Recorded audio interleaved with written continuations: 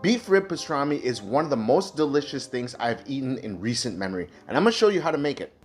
Welcome to the channel, and as usual, all the ingredients will be linked in the description box down below. Now we're gonna start with a beautiful, nice piece of beef rib, trim off all the silver skin and excess fat. I'm going to leave this membrane on the bottom on the bone.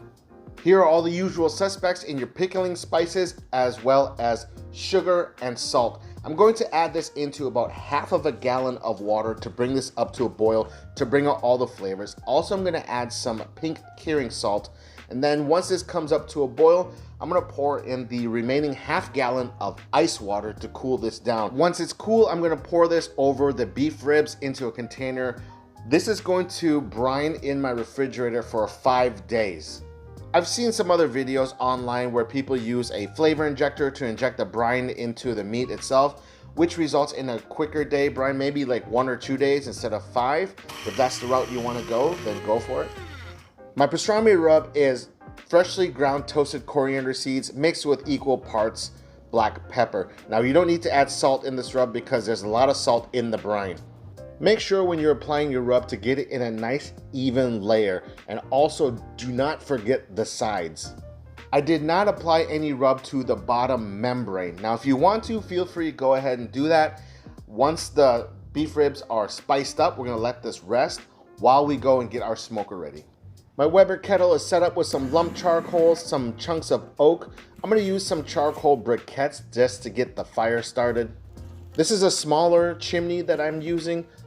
With this setup, it lets me get about 5.5 hours of 250 degree temperature and smoke. The top and bottom vents of my Weber are cracked just ever so slightly. Now after about 3.5 hours, I went back in and I saw that it needs a little bit of spritzing, and I also tossed in another chunk of wood.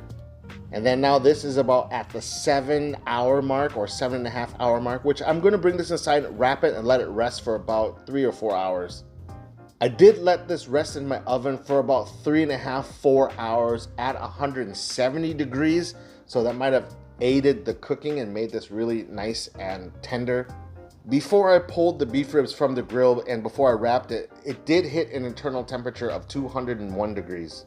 I did pour some of the drippings back on it while it was resting, and now it's time to cut inside the pastrami.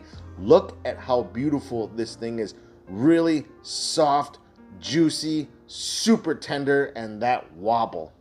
There really isn't much to make in pastrami. You just need a lot of time and care. I am super excited for this. All right, guys, the cook has finally finished. It took about 8 hours.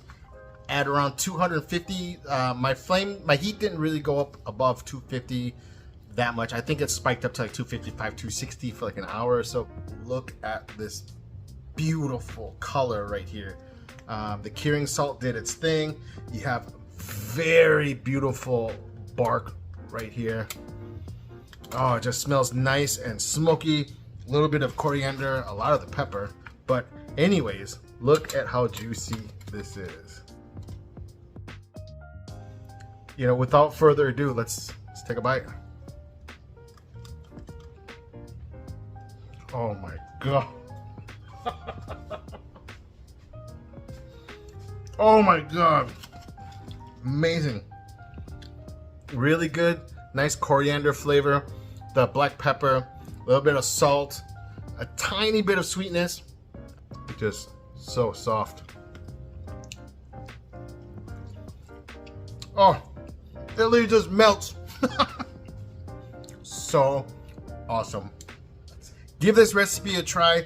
You're absolutely going to 100% love it. I mean, look at that. The proof is in the pastrami. Yeah. All right, guys. Thank you so much for watching. Recipe and everything's linked down below. Also, check out my blog posts at www.cookingwithchef20.com. All right, guys, thank you. Take care of yourselves, and as always, peace.